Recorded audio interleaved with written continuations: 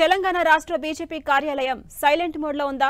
ఆ party నేతలెవరూ party కార్యాలయానికి రావడం లేదా? ఎంపీలుగా పోటీ చేసిన నేతలు ఎక్కడున్నారు? బీజేపీ రాష్ట్ర కార్యవర్గం ఏం చేస్తోంది? పార్టీ కార్యాలయానికి ఎవరూ రాకపోవడానికి రీజన్ ఏంటి? Let's watch.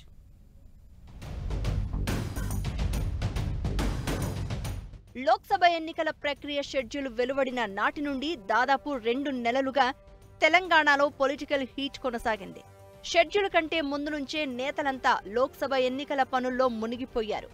4వ దశలో మే 13న తెలంగాణలో పార్లమెంటు ఎన్నికల పోలింగ్ ముగిసింది.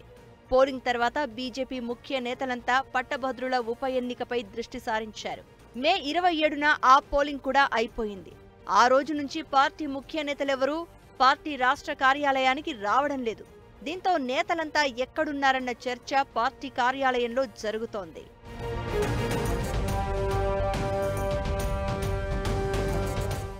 చాలా మంది బీజేపీ నాయకులు అసెంబ్లీ ఎన్నికల్లో తమకు టికెట్ దక్కుతుందని ఆశపడ్డారు.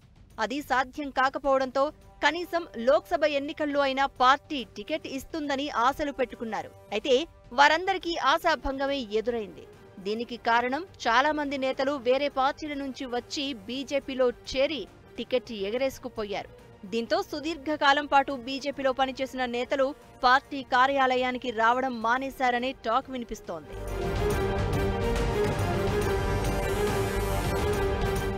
ఇక రాష్ట్ర కార్యవర్గం విషయానికి వస్తే పోటీ చేసిన నేతలకు వెన్నుదన్నుగా ఉంటూ పార్టీ తరపున అభ్యర్థులను సమన్వయం చేశారు నేతలు.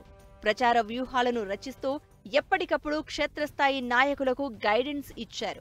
2 నెలల పాటు విరామం లేకుండా పనిచేశారు. ఇప్పుడు అన్ని ఎన్నికలు పూర్తి కావడంతో రిలాక్స్ మోడ్లోకి వెళ్లిపోయారు. ఎన్నికల మేనేజ్మెంట్ కమిటీ కూడా పార్టీ కార్యాలయం కేంద్రంగా రాత్రి పగలు తేడా లేకుండా పనిచేశారు. ఎన్నికలు ముగిసిపోవడంతో వారు సైతం రెస్ట్ తీసుకుంటూ పార్టీ ఆఫీస్ వైపు రావడం లేదు.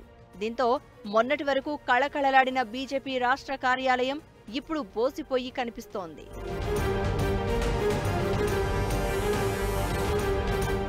బీజేపీ ముఖ్య నేతలంతా మోదీకి ప్రచారం చేసేందుకు పొలోమని వారణాసి బాట పట్టారు. రాష్ట్ర అధ్యక్షుడు కిషన్ రెడ్డి మాత్రం ఒకవైపు కేంద్ర మంత్రిగా మరోవైపు పార్టీ బాధ్యుడిగా ఎన్నికల వ్యూహాలు రచిస్తూ 6 నెలలుగా రెస్ట్ లేకుండా పనిచేశారు. బండి సంజయ్, ఈటెల రాజేందర్, మహేశ్వర్ రెడ్డి, డీకే అరుణ తదితర ముఖ్య నేతలంతా వారణాసికి వెళ్లగా మరికొంతమంది మాత్రం సీటు దక్కక అసంతృప్తితో అజ్ఞాతంలోకి వెళ్లిపోయారు.